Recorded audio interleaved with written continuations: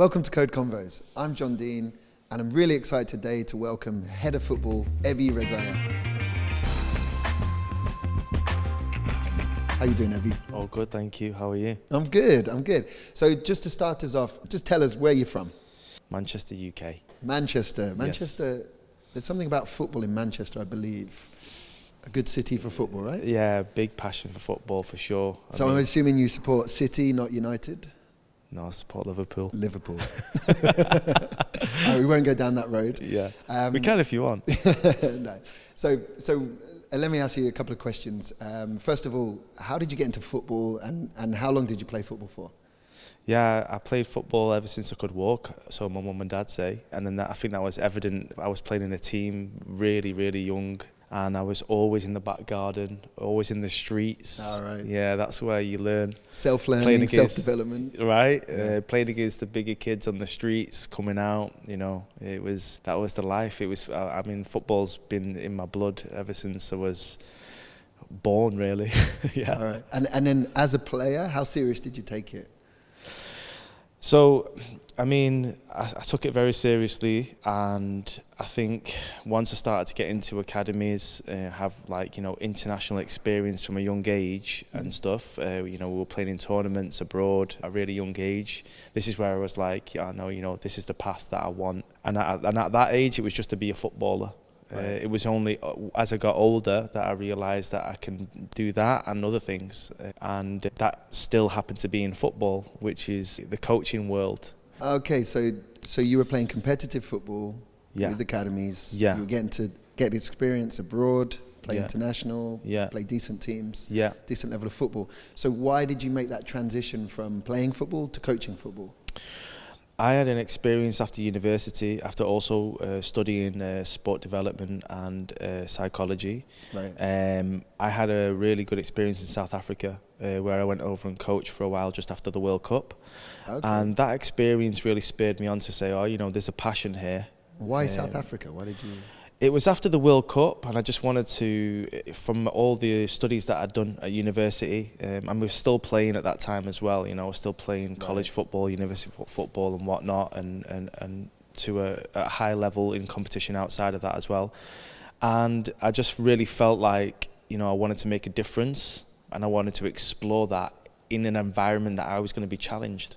And that's the kind of person I am. I like to be challenged. Right. And I kind of embrace challenge now, much more than when I was a kid, actually.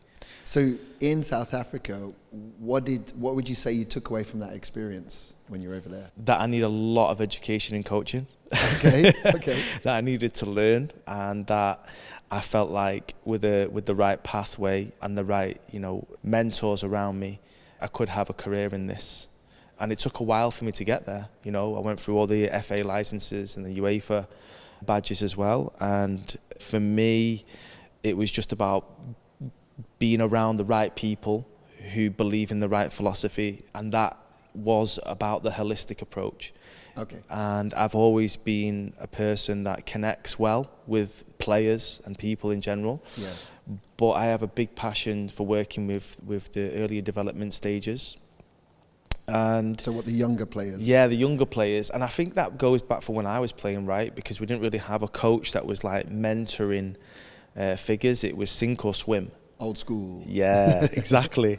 So for me, I felt like I wanted to make a change in the game, to show empathy to players, understand them as people, and then develop the technical, tactical, physical, psychological part of the game. Right. And but understanding and connecting is where I felt was especially in the UK at the time I was playing, that was missing. And I think that was just through lack of education for coaches and the lack of knowledge around the game. There's a lot more of that now, and we're seeing that, and I'm really excited to bring that to KODE.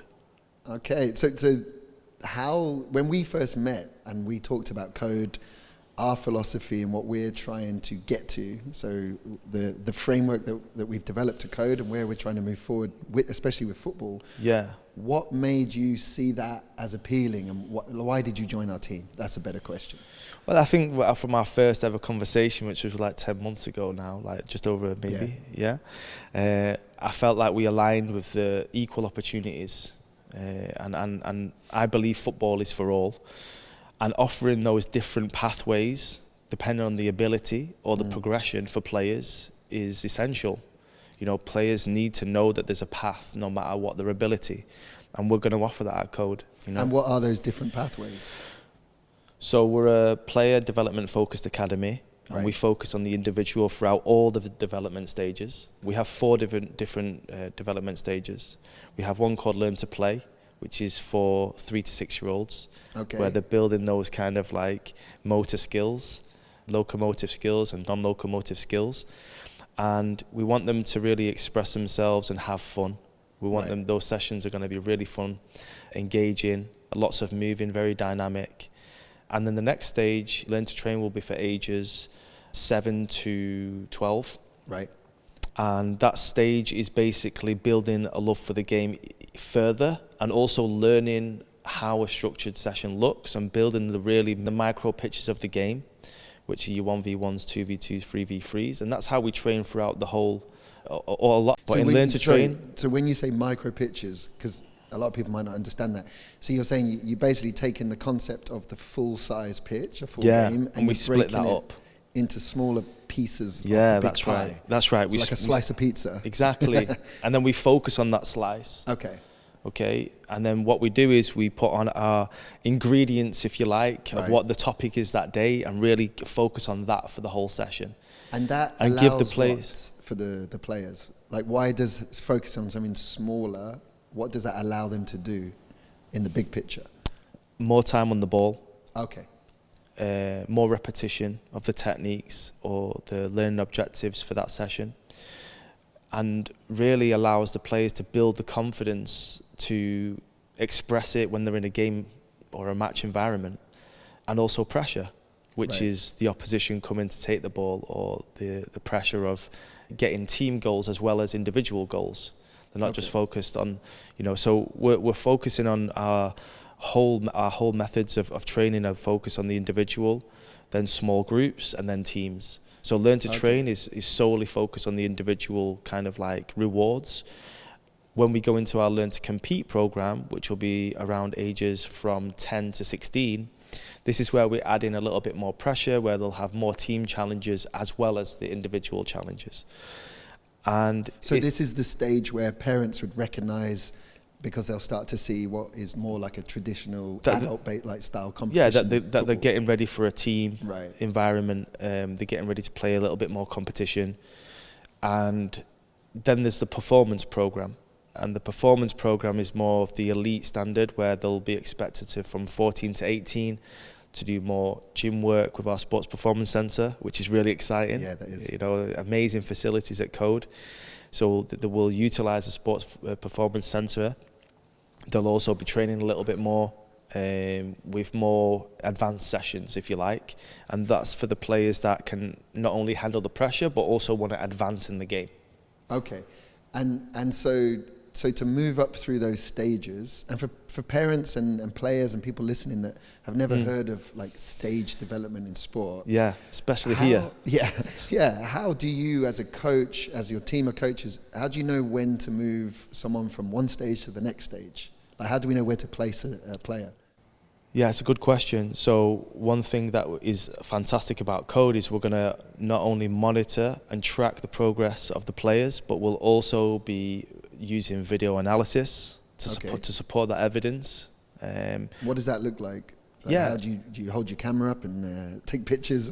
Like why? What is video analysis in football? And So we've got a video analysis camera, a specialised camera that has an AI system.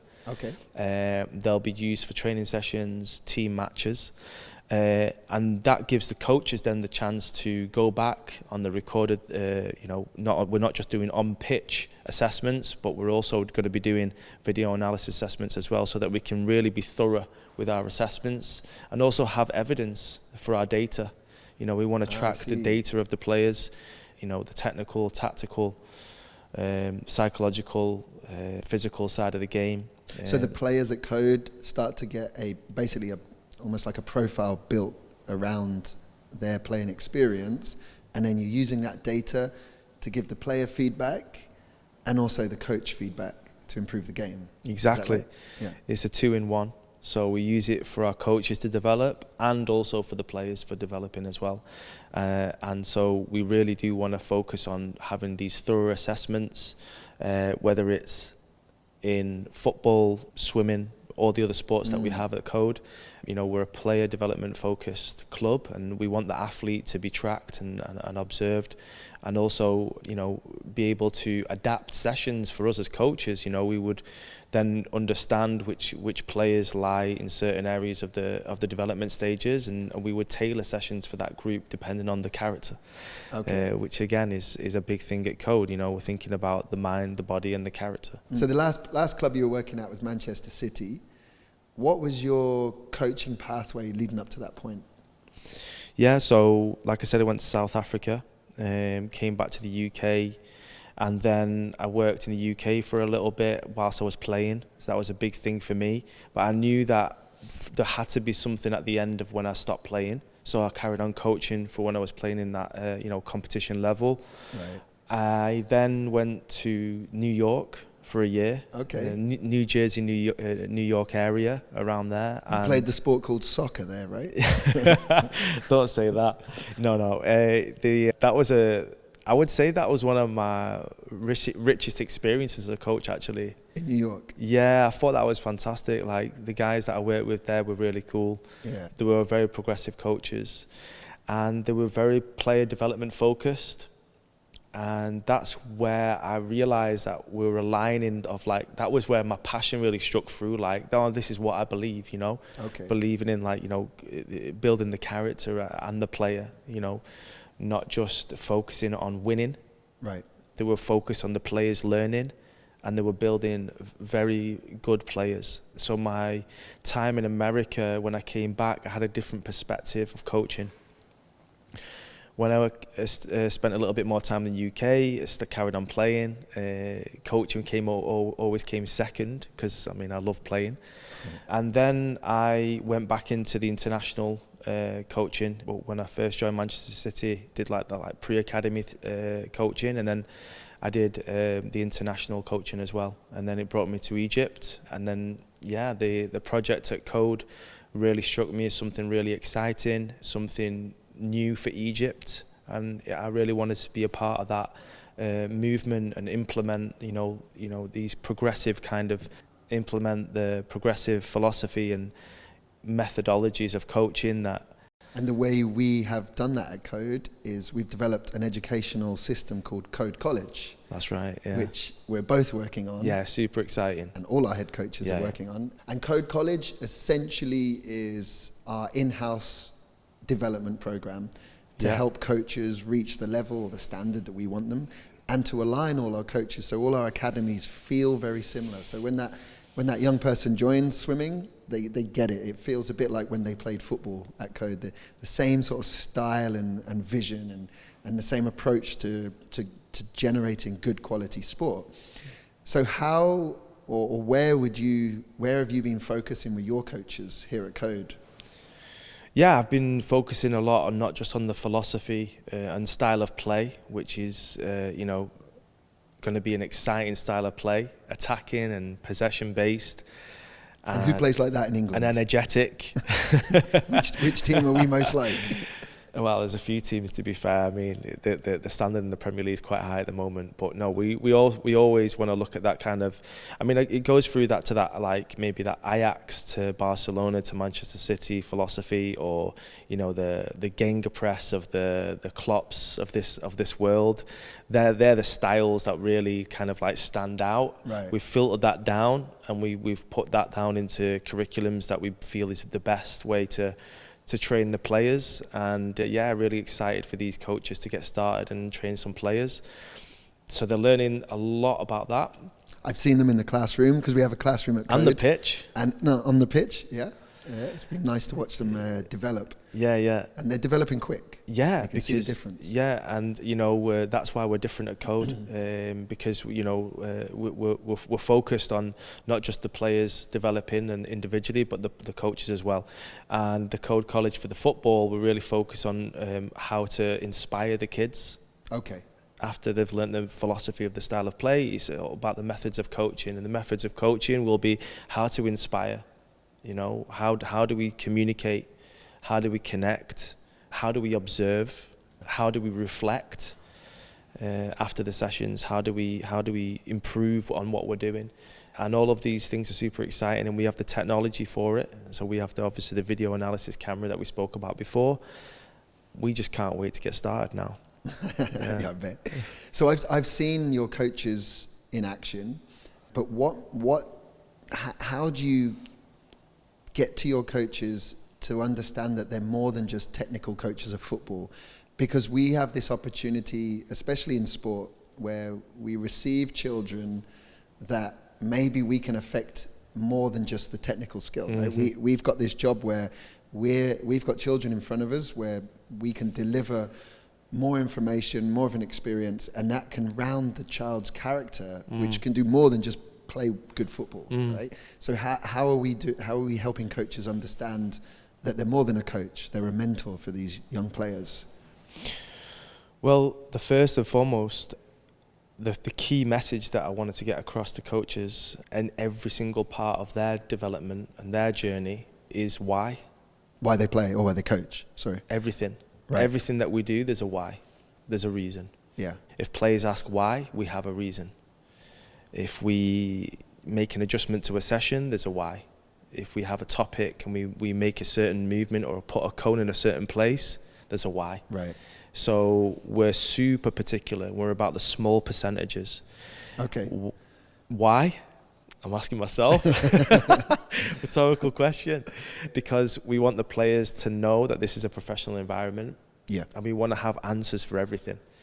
And every single part of the session or experience at KODE will be a learning, a learning curve for the players. And we want to teach them that not just on the pitch but off the pitch as well. Right. Which is why KODE is so, progressive in its strategy, right? Because we have obviously, nutrition and we have like a mindset program for the future, and the sports performance where we build the body. We have the support arm of all the academies, right? Yeah. Which is a nutritionist, a mindset coach, a physiotherapist. Yeah. We have corrective exercise. We have performance coaches. Yeah. So on the performance side, it's looking very exciting for the players. Yeah. And I think that's the key message for me for the coaches and anybody, all of our professionals in the club, is there is a reason why. Yeah. And often in this like old school kind of way of maybe producing, I don't know, academies or football clubs or sports clubs, quite often you'll see the quality dip because there's no tracking or education for these professionals, and there's no knowledge for them to know why they're doing things, and if this changes, how do we adapt? Yeah. So the two key things for me is knowledge for the coaches, constantly learning, and I feel like the adaptations is a skill set that is just ongoing all the time. So we've talked about this before. The responsibility at KODE, that parents they're giving us their most precious gift, right? Their children, and they're paying.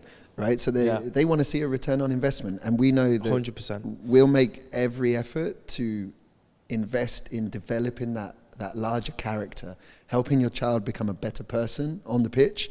So like you said, when they step off the pitch, they've got different skills that can help them in life. Because let's be honest, it's very hard to make it to elite level sport in any country. So the majority of players, they're not going to become professional players. So what we can do is have a hand in them becoming well-rounded young people that grow into good adults, right? And they benefit then themselves, their world, their family in a better way. And I think for us, what I've seen with our coaches is when they arrive, they generally come with that wanting to be better, but that mindset of, I'm a coach to teach football. Right. And by the time they've had a month with you, they're realizing, oh wow, I can affect a life more, like, you know, children's lives in a more important way.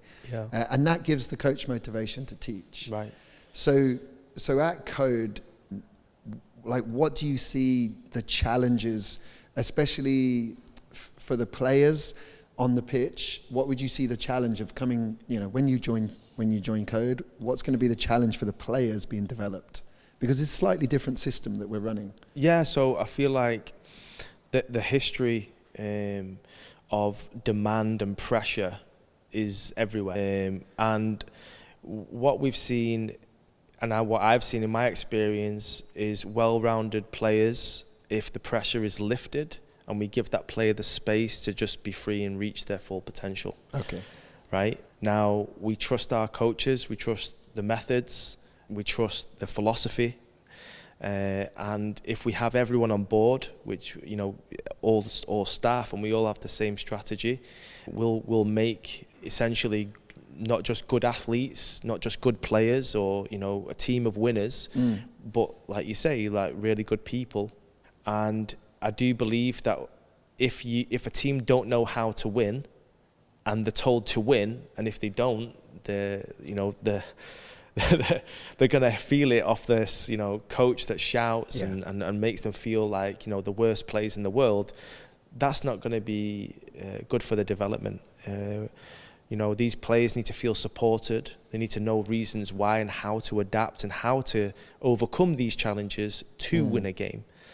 And I do believe that developing the individual to know how to win and to achieve their success in the sessions will then develop good teams, and we will develop winners if these players, you know, developing in the philosophy and the methods that we're going to implement. Okay. So we've got players that will understand our style of training. They're going to be in a certain stage while they develop a certain way.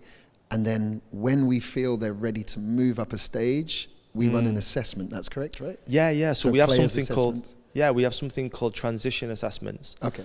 These will be monitored every block. And what's a block? A block is 2 months. 2 months of coaching football. That's right, yeah. So we have a curriculum that covers all of our phases of the game. Right. Our attacking phases, defending phases, and our transition phases. And then what we do is, at the end of the block, we'll do an assessment. We'll do certificates for achieving certain sessions. We'll do more in-depth assessments, looking at the 4 corners that we spoke about before: technical, tactical, psychological, and the physical.